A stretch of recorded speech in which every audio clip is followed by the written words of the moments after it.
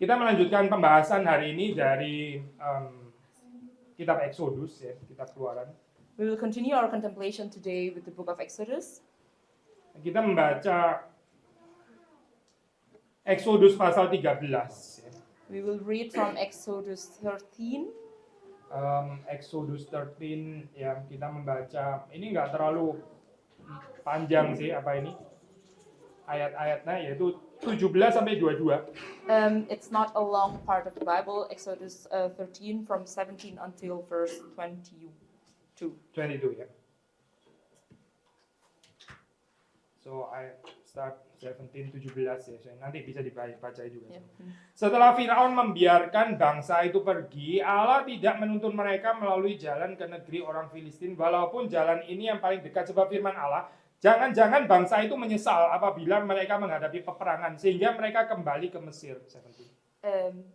When Pharaoh let the people go, God did not lead them by the way of the land of the Philistines, although that was near, for God said, lest the people change their minds when they see war and return to Egypt. Tetapi Allah menuntun bangsa itu berputar melalui jalan di padang gurun menuju ke laut Torberau. Dengan siap sedia berperang berjalanlah orang Israel dari tanah Mesir. But God led the people around by the way of the wilderness toward the Red Sea, and the people of Israel went up out of the land of Egypt equipped for battle.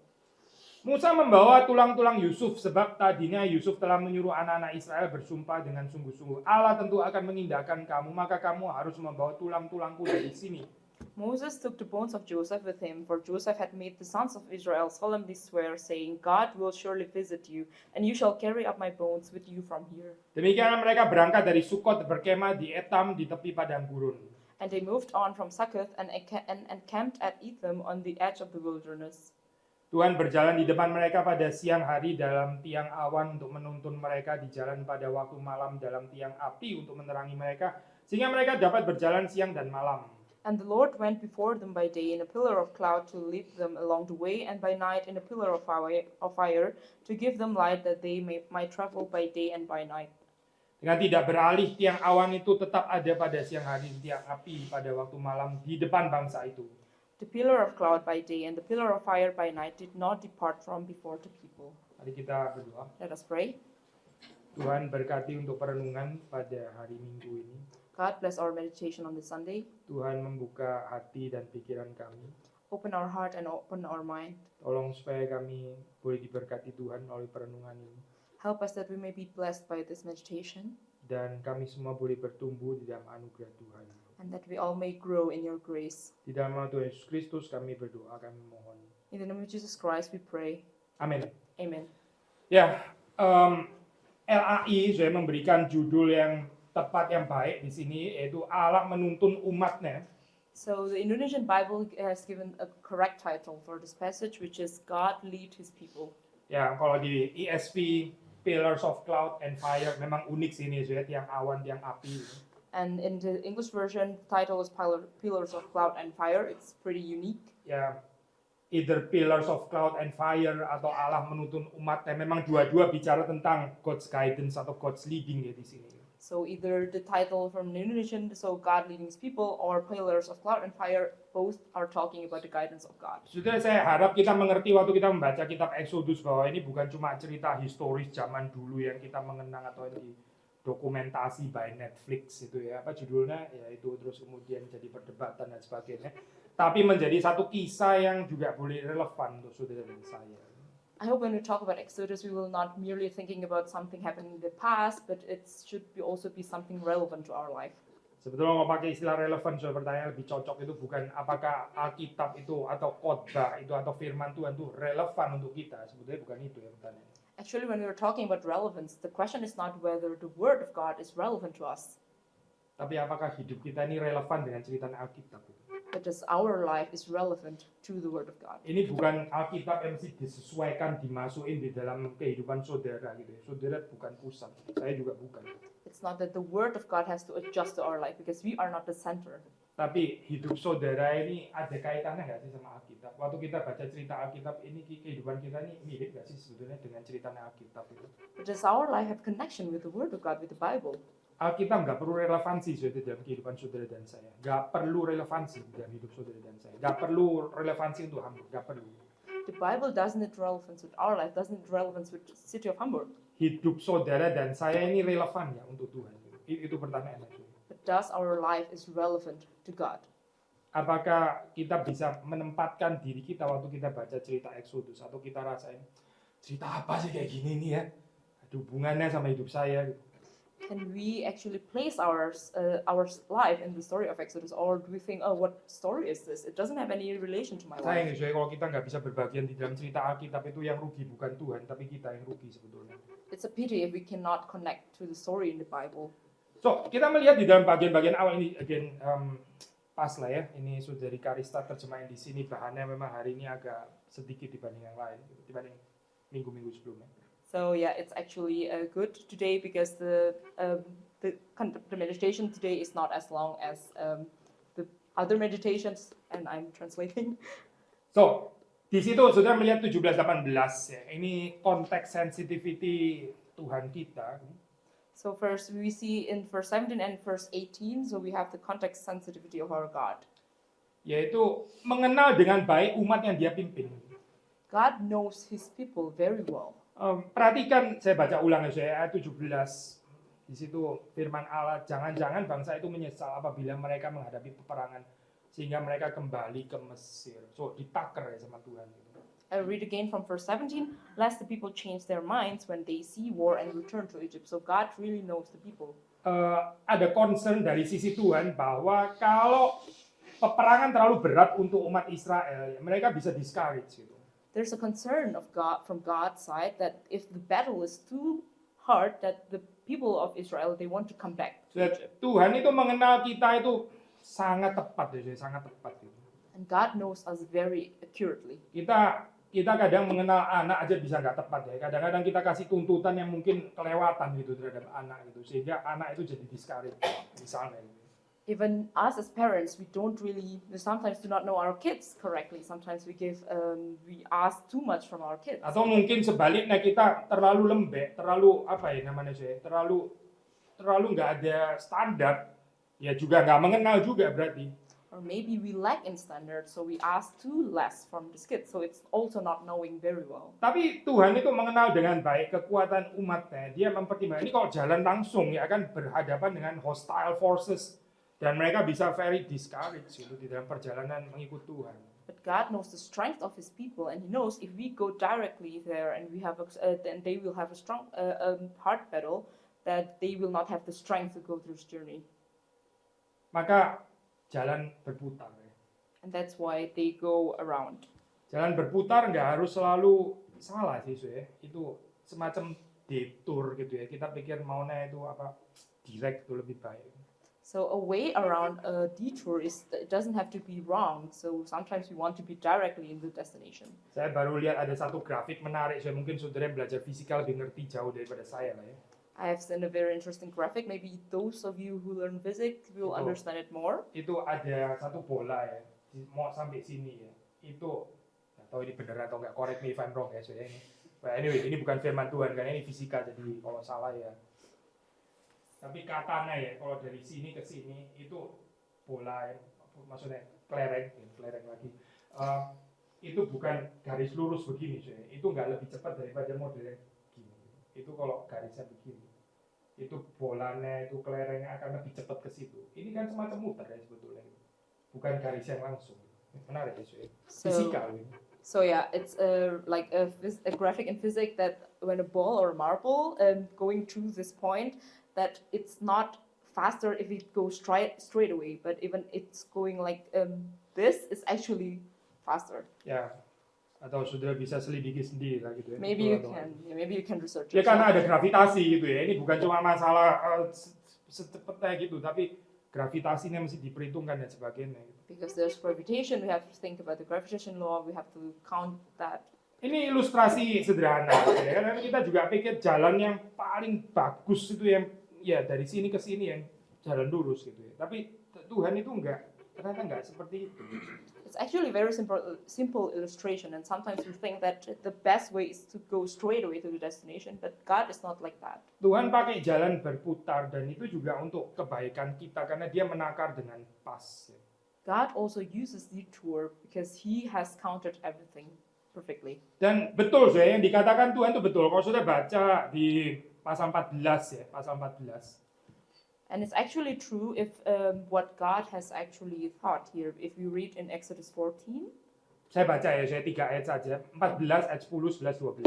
I read only 3 verses, Exodus 14, verse 10, 11, and 12.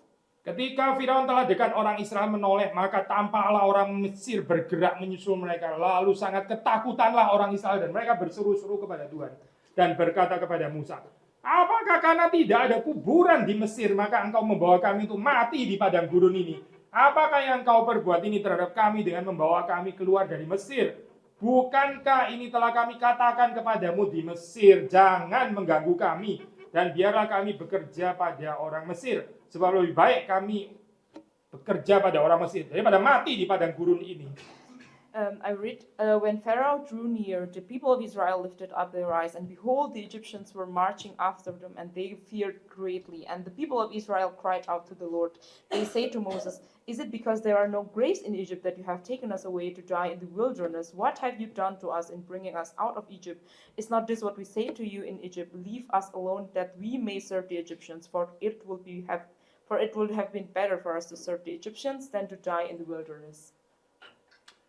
So, saudara perhatikan ya di sini ya. Ini baru lihat tentara Firaun loh, belum betul-betul kena gebuk belum loh ini. Belum ada anak panah yang kena mereka, belum berperang. So if you pay attention here, at this point the Israelites have only seen the Egyptians. They haven't been in battle actually with the Egyptians. Tapi mereka sudah ya ketakutan seperti ini, sudah marah-marah, bukan cuma ketakutan, marah-marah juga ya. Blaming others, itu blaming Musa.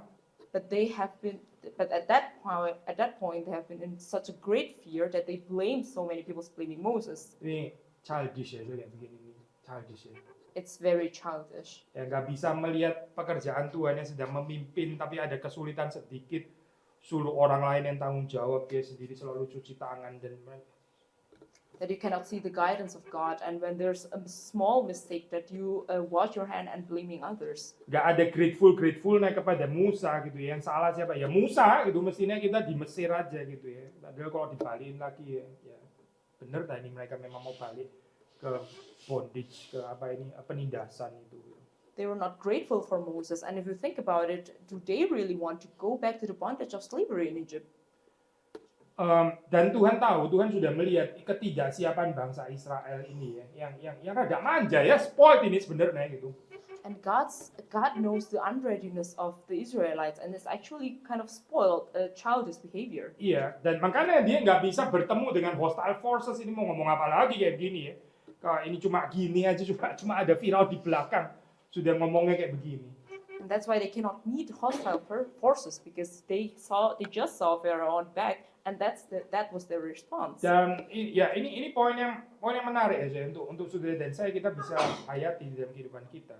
And it's actually a very interesting point to contemplate in our life. Karena Tuhan itu betul-betul memperhatikan human situation. Because God really concerns the human situations. Kita mungkin masih meninggalkan ini kali ya, doktrin yang mungkin kadang kita percaya saya teoretikal, tapi sebetulnya ya nggak betul-betul diajarkan oleh Alkitab ya. Maybe sometimes we have to leave the doctrines that is not actually taught by the Bible. Ya kita percaya Tuhan memang maha kuasa gitu ya, Tuhan maha kuasa betul. We believe that God is Almighty. Theoretically speaking, kalau kita paksakan tanya Tuhan bisa nggak ya, Tuhan mampu nggak, dia maha kuasa nggak pimpin yang langsung gitu ya misalnya. Ya kita harus menjawab ya bisa juga kali ya Tuhan gitu ya. Kalau dia Tuhan masa dia nggak bisa gitu kan ya. So actually, theoretically speaking, if we ask God, is God Almighty, is God powerful enough to bring us directly to the destination? Of course, theoretically speaking, yes, He can. Tapi kalau sudah baca di dalam cerita-cerita Alkitab, nggak ada gambaran kayak begini, nggak ada. But if we read in the stories in the Bible, there is no such pictures. Yang ada itu adalah Tuhan mau pakai Musa, dia tunggu 40 tahun. Nah, 40 tahun sudah. Apa dia nggak maha kuasa gitu? Kenapa mesti 40 tahun coba? Ayo. What we see is actually, for example, in the calling of Moses, God waited 40 years to call Moses. Ya, ada orang yang coba hitung sebetulnya perjalanan Israel itu dari Mesir ke Kanaan kalau langsung ya. Itu berapa lama sih? 2 minggu gitu kali ya. 2-3 minggu lah. Itu paling lama gitu. Jadi 40 tahun saya, 2 minggu jadi 40 tahun gitu. Ini DB pun nggak setelah itu ya kayaknya. Someone actually counted how long would it take actually to journey from Egypt to Israel. It actually only took 2 weeks, but it became 40 years. So I think Deutsche Bahn is not that late. Kamu terjemahin juga ya. Biar dapat juga. Pembicaraan untuk sesama orang Indonesia. Good. Ya, kenapa jadi 40 tahun dari 2 minggu, apa itu nggak wasting time kayak begitu ya? Why it became 40 years? Is it not wasting time actually? Ya karena Tuhan nggak pakai cara kemahakuasaan terus Musa langsung di-share, lu siap nggak siap gitu ya.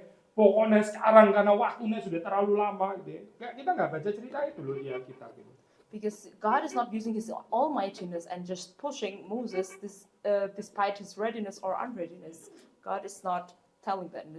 We do not read that in the Bible. Kita ini reform ya, kita sudah tahu ada trilogi perumpamaan itu kan ya, 3 yang hilang, ada uang mina yang hilang, ada domba yang hilang, uang mina yang hilang, lalu kemudian ada anak yang hilang, sudah tahu kan, itu di Lukas itu 3 kan langsung jadi 1 gitu ya cerita itu. So we are in reform. We know in the story of the parables in Luke, we have the lost talent, the lost pearl, The lost sheep, the lost sheep, and the prodigal son. Ya, so 3 jadi 1 gitu ya.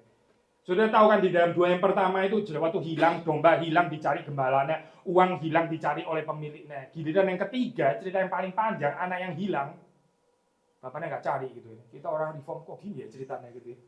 So we see like the lost talent that the owner also looked for the talent and the sheep also, but in the story of the prodigal son, the father did not look for the son. Maybe we as reform, like, why is the story like that? Ya, kita agak sedikit, tapi ini Alkitab, kita susah curiga juga ya, masa Alkitab mau kita koreksi gitu ya.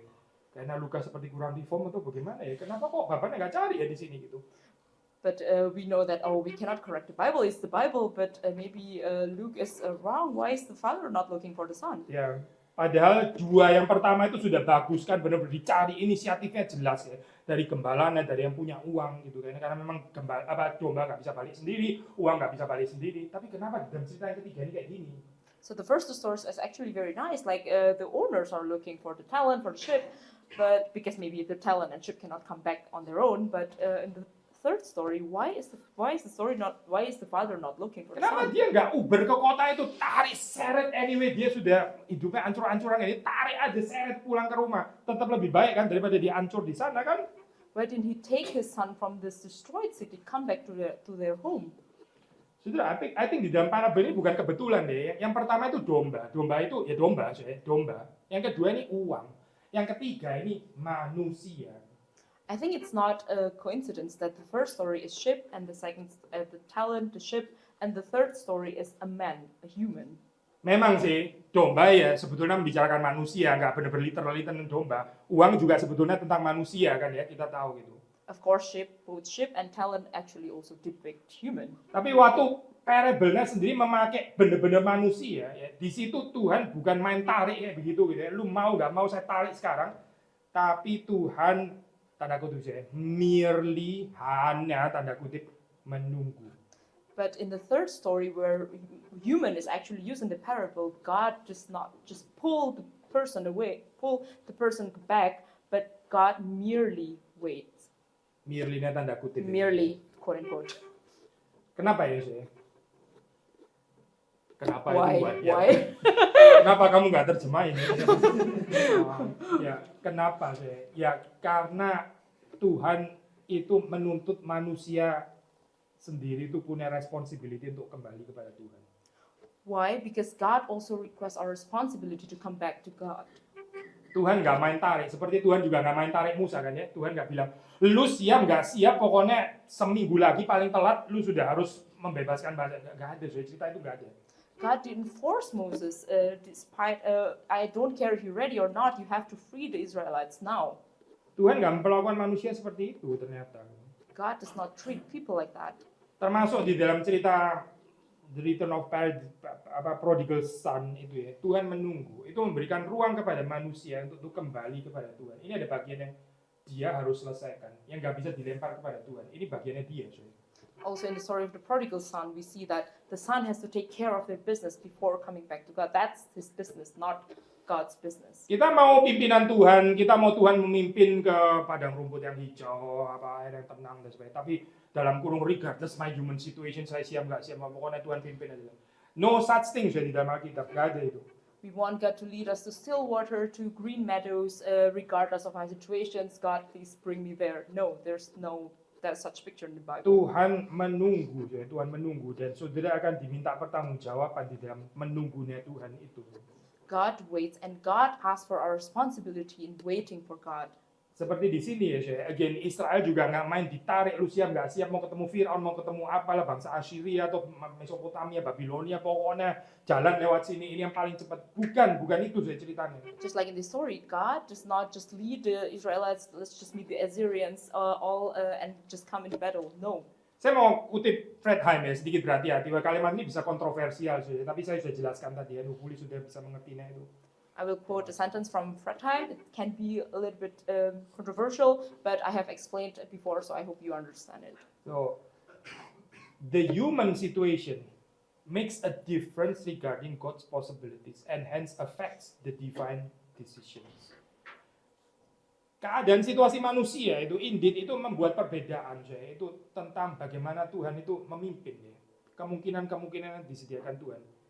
Itu juga ada bagiannya kita loh, saya. Kalau kita nggak maju-maju, kita nggak mau maju, kita terus sakit hati terus, or kita indifference, kita gleichgültig dan sebagainya. Ya sudah, pimpinnya sudah, jangan mengharapkan keajaiban dari Tuhan. So if we cannot move on from the past, if we are traumatized because of our wounded, we cannot move on.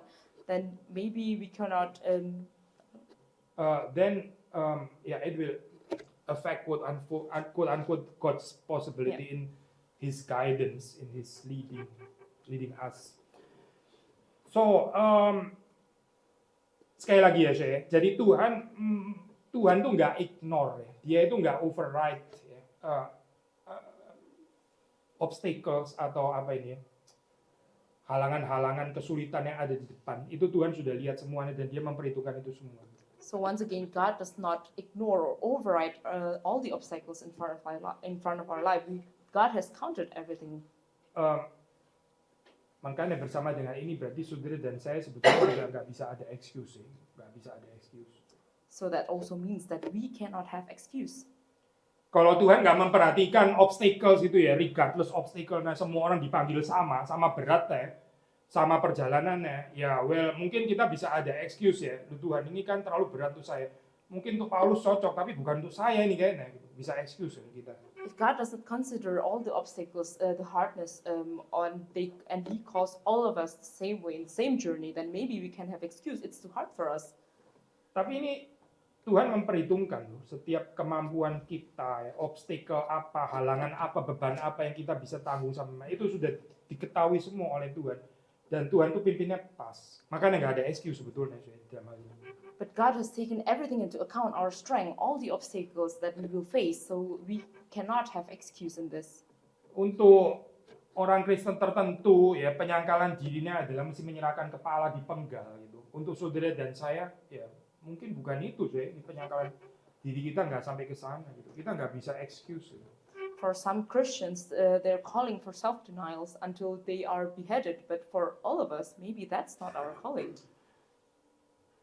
Again, memang kita beri judulnya ini ya, kalau sudah perhatikan judulnya itu God's guidance atau apa God's leading ya di judul kita poster and human planning, God's guidance, human planning gitu ya. So if you pay attention in the title for God's providence, our sermon today is God's providence and human planning. Ya, by human planning itu saya maksud adalah human responsibility, human situation gitu ya. What I mean by human planning is actually human responsibilities, the human situations. Even Tuhan sendiri juga plan gitu dan memperhatikan human situation itu waktu Dia plan. Gitu. Even God Himself plans and He consider all the human situations when He plans. Makanya di sini dilewatin muter, bukan jalan yang terdekat gitu, karena itu nggak cocok untuk Israel. And that's why He took a detour and not straight away, because it doesn't fit the strength of the Israelites. Dan betul kan ya, waktu saudara baca di dalam bagian ini, sudah betul jalannya dan memang Tuhan memang mengizinkan Firaun makan kejat. Ini aja dia sudah ngomel-ngomel kayak begitu. Baru cuma gini tok saya. And it's true that we see that when Pharaoh chased the Israelites, they started to regret their decisions, and it's just they were just only being chased. Ya, maka sekali lagi ya, mengikuti jalan Tuhan, kadang-kadang dari perspektif kita, seperti kayak kelihatan detour, kita mau yang langsung tarik garis lurus, tapi perhaps itu bukan God's planning, itu lebih ke ya human planning. So again, following God's plan, maybe we have to take a detour, but that's maybe God's plan, and because it's God's planning, not humans' planning. Saya kutip sekali lagi ya, saya dari Fred Heim itu, masuk di dalam kaitan yang lain. I quote once again from Fredheim in other connection. It is also clear in this passage that God's leading is not independent of human involvement. Again, agak susah sih kita terima, kita reform ya. Mungkin kalimat seperti ini rather kontroversial, tapi seperti sudah bisa baca di dalam cerita, nah memang kayak gini. Again, a rather controversial statement for us reforms. Tuhan itu memang memperhitungkan human involvement di sini, kesiapan, ketidaksiapan dan sebagainya. Again, God takes everything into account, the readiness, the unreadiness of human involvement. Jadi jangan dianggap sebagai apa ya, atau kekurang maha kuasaan Tuhan. Bukan bicara tentang Tuhan tetap maha kuasa gitu. And let us not contradict that with God Almighty. Ini bicara tentang God's wisdom, bicara tentang bijaksananya Tuhan yang bisa menakar dengan tepat gitu. It is talking about God's wisdom that can take everything into account accurately. Again ya, kalau kita mengenal Tuhan yang seperti ini, hopefully kita juga bisa bertumbuh jadi dalam mengukur ini ya Pak. Kita tuh bisa tuntut, bisa berharap tuh sampai berapa banyak gitu ya. Jangan terlalu bawah sampai nggak ada standar, tapi juga jangan terlalu killer sampai sebetulnya orang itu nggak bisa memenuhinya. Again, if we know the correct God, this God, that we may also grow in taking, in asking for something precisely, not too low or not too high. 2 poin lagi ya, Shane. 2 more points. Satu lagi yaitu Tuhan ini ya, memakai tiang awan, tiang api. So first, God uses the pillar of cloud and the pillar of fire. Fred Heim mengatakan sebetulnya fenomena kayak gini nih nggak harus perlu sih gitu, nggak harus perlu. So Fredheim actually said this phenomenon is actually not necessary. Tuhan tentu bisa memimpin bangsa Israel tanpa tiang awan, tiang api ini.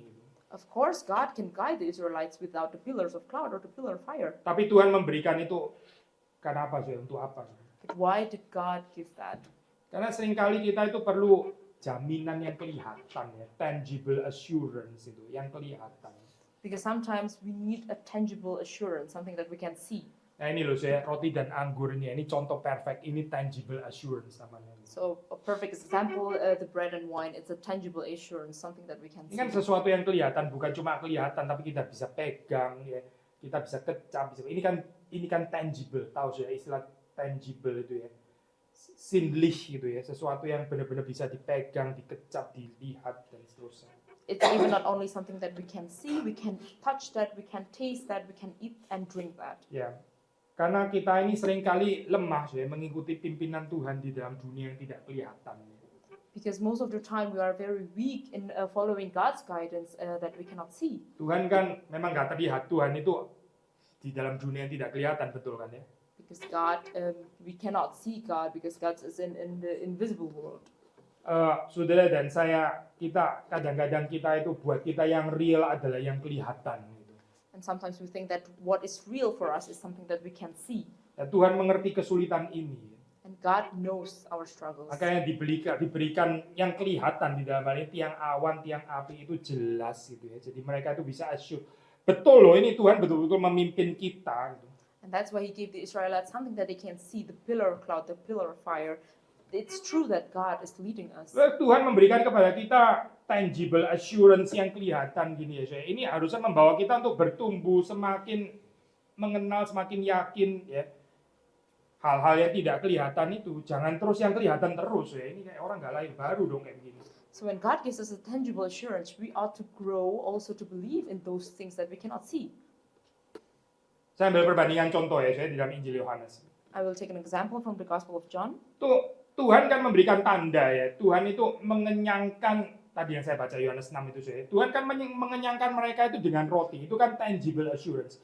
Jadi Tuhan sanggup mengenyangkan kebutuhan fisik mereka, gitu kan ya. Dan betul-betul kenyang mereka setelah diberi makan roti itu, 5.000 orang dan lebih. So God gave bread also to satisfy the needs, and it's also we see also the picture where God feeds 5,000 people. They were really full after they eat the bread. Tapi terus kemudian Tuhan mau membawa mereka ya kepada dunia yang tidak kelihatan. Akulah roti hidup ya. Barang siapa makan dagingku, minum darahku, dia gak akan lapar lagi. Ini kan berarti invisible realm. Dari yang kelihatan, tangible assurance, dibawa kepada yang tidak kelihatan. But then he says, I am the bread of life. So Jesus wants to take the disciples from the tangible assurance to the invisible realm. Selalu ada bahaya ya, Syekh. Orang itu nggak bisa diajak masuk kepada yang tidak kelihatan. Dia terus mau yang tangible terus gitu ya. Waduh, susah ya kayak begini ya. Of course, there's the danger that some people, they do not want to enter the invisible realm. They only want something tangible. It's a danger. Nggak tertarik Syekh membicarakan tentang the beauty of Christ, ya, kemuliaan Kristus, kerendahan hati Kristus, cinta kasih. Nggak tertarik karena itu nggak kelihatan Syekh gitu ya. They are not interested in talking about the beauty of Christ because it's something invisible. Yang jelas itu apa ya? Kalau Tuhan mencintai saya, ya anak saya pinter juara, itu tangible gitu. Itu saya seneng, itu Tuhan mencintai saya, anak saya juara, itu namanya tangible, jelas dengan mata saya bisa lihat angkanya berapa gitu ya. What clear for me is when my children, they get very good scores in school. That is tangible. That's something that I can see. Tangible itu adalah kalau tabungan saya itu nol harus nol sih, pokoknya digitnya banyak gitu lah ya. Ya itu tangible, itu namanya Tuhan memberkati saya gitu, itu sesuatu yang kelihatan. Gitu. Tangible is when our bank account grows. That's tangible. That's something we can see. Tangible itu kalau tempat pekerjaan saya itu fast gitu ya, nggak insecure, itu tangible karena Tuhan mencintai saya. Ini baru God's assurance gitu. Tangible is when you have a secure workplace. That is actually how God loves me. That's something assuring me. Tuhan bisa, Tuhan bisa memberikan itu, tentu saja dia bisa. Dan dia betul-betul mengerti kesulitan kita, kok kita diberikan juga tanda-tanda itu memang. Of course, God can give all of those to us, and God also loves us and also provides those for us. Tapi ini sekarang pertanyaannya, Joy. But now the question is, melalui tanda-tanda yang kelihatan, benar nggak kita mau dibawa kepada yang tidak kelihatan? Waktu Yesus bilang, akulah roti hidup. do we want to be taken in the invisible realm through these tangible assurances when Jesus said, I am the bread of life?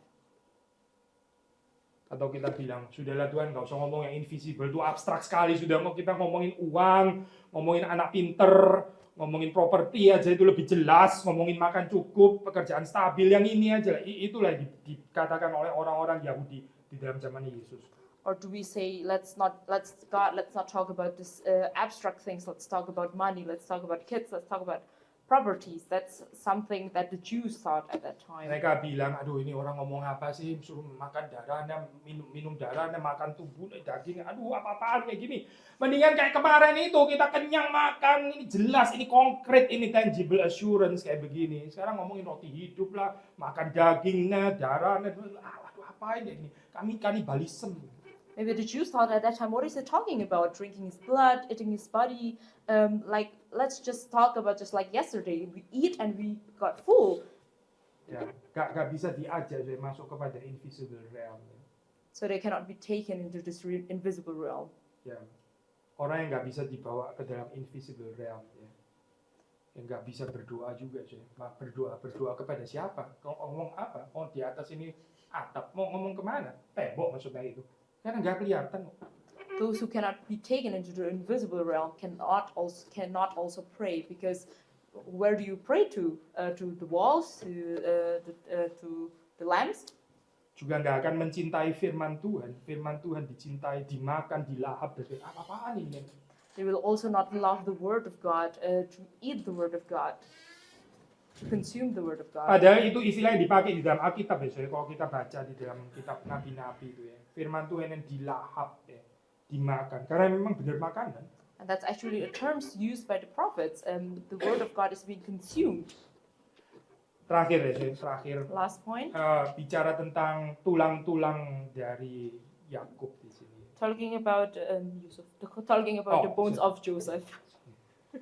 The bone of Joseph, ya benar ya. Thank you. Kenapa saya ada mention tentang tulang-tulang lagi di sini? Why is it mentioned again here about the bones? Again, saudara bisa baca di ayat 19 ya di situ ya. Yusuf dan tulang-tulangnya. We can read from verse 19, Joseph and his bones. Ya, saya bukan ini ya, self justification, tapi Yakob ada ngomong juga situ. Tapi benar bahwa di bagian ini yang diomong Yusuf ya, bukan Yakob. Thank you koreksinya. So, baik Yakob maupun Yusuf ya, saya itu minta supaya tulang-tulangnya itu diambil dari Mesir. Kita sudah bahas di bagian ini. So both Jacob and Joseph asked that their bones are taken away from Egypt. Yaitu mau menyatakan bahwa Israel ini adalah umat di dalam pengembaraan, bukan settle di Mesir. Ya, kita sudah bahas ya. To show that the Israelites are people in pilgrimage. We have to talk about it. So, again, our lives, kehidupan saudara dan saya juga bukan trying to settle di Hamburg atau di Stockholm atau di München atau di manapun lah, di Swiss atau di mana. So our lives is not to settle in Hamburg, in Stockholm, in München, or in any cities. Tulang yang dibawa itu menyatakan apa sih? Ini kita berada di dalam perjalanan yang dipimpin oleh Tuhan. Ini lebih penting ya daripada establishment and settledness. The bone taken away from Egypt, it talks about pilgrimage, the journey. It's more important than establishment and settlement.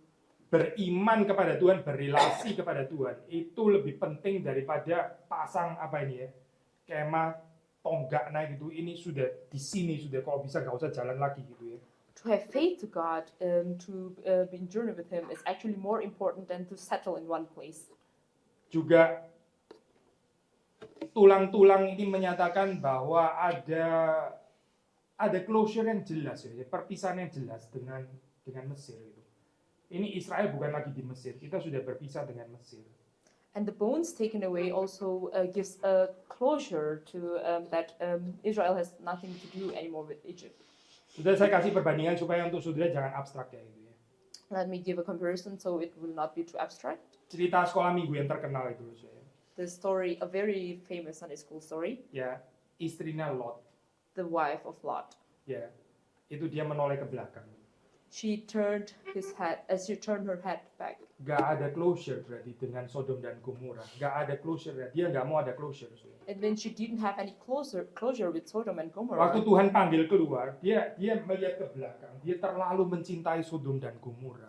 when God called her, she turned back because she loved Sodom and Gomorrah too much. Akhirnya dia menjadi tiang garam. Dia jadi tiang garam. And at the end, she turned into a pillar of salt. Interesting ya saya. Dia jadi pillar. Nah, saya nggak mau main-main di bahasa sih di sini ya. Tapi ini menolak dipimpin oleh pillarnya Tuhan ya, pillar of cloud, pillar of fire itu sendiri jadi pillar akhirnya gitu. Jadi apa ya ini kayak gini? Kekaru-karuan akhirnya ceritanya. It's interesting the word pillar because God leads His people with the pillar of cloud and pillar of fire, and Lot's wife didn't want to be led by God, and she herself turned into a pillar. Itu pillar saya. Pillar itu apa? Sudah tahu pillar kan ya? Itu kan apa sih? Pancang gitu ya. Tahu nggak sih saya? Ini metafor ini ya.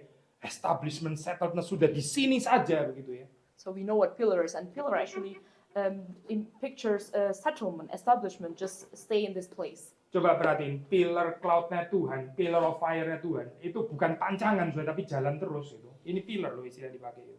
And just focus on the pillar of cloud and fire from God. It's something that is moving. It's not on one. It's not staying in one place. Yang nggak mau dipimpin dengan dynamic pillar of God kayak begini, akhirnya jadi static pillar, pillar of salt, seperti kayak istrinya Lot, karena dia mau establishment and settlement.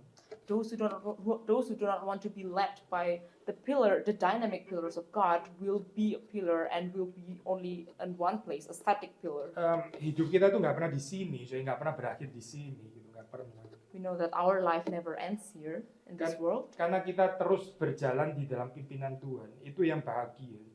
Because we are always on the way, we are always in journey with God. Dan di dalam perjalanan itu saya berjalan mengikut Tuhan, kita menghadirkan berkat, menghadirkan kerajaan Allah. Ya ini meaningful untuk orang Kristen. And in our journey we show the presence of God, the presence of the kingdom of God, and that is what's meaningful for the Christians. Sekali lagi ya saya, itu cerita Yusuf Yakob yang suruh tulangnya bawa. Itu kontras sekali dengan istrinya Lot yang lihat ke belakang.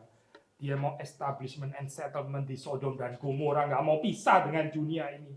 Once again, the story of Jacob and Joseph is really contradiction to the story of Lot's wife, who really wants an establishment, a settlement in this world. Akhirnya kehidupannya binasa. Dia nggak ada relasi dengan Tuhan, nggak pernah ada relasi. Karena dia mau apa sih? Ya dia mau all the facilities of the world yang ada ini semuanya untuk saya, nggak bisa lepas saya daripada ini. Selama kita harus di dunia, kita menikmati ini sepenuh-penuhnya. Ya sudah, pillar of salt akhirnya. And at the end, she could not have a relation with God. Because she wanted to enjoy all the facilities of the world. I want to enjoy the world. And then she turned into a pillar of salt. Saudara nggak dipanggil ke sana, ya bukan. Itu bukan panggilan orang Kristen, bukan. Kristen itu bukan itu. And that is not our calling as Christians. Mari kita belajar mengikut Tuhan, seperti Israel juga mengikut Tuhan. Let us learn to follow God just like the Israelites. Termasuk dari doa. Let us come to prayer. Bolehkah saudara Karista untuk dalam doa bahasa Inggris? Bahasa Inggris. Okay, let us pray. Our Father in heaven, we thank you for your word, that you have again reminded us to follow your lead, to follow your guidance, despite all the detours that we have to take, that we can rely completely on your planning, that we can trust fully in you, that we can also in our journey with you in this world, that we can be blessing, that we can show others about the presence of you, that we can be the embodiment of the kingdom of God in this world. Lead us, God, in our life and be merciful to us. We thank you, God, in the name of Jesus Christ, we pray. Amen. Amin.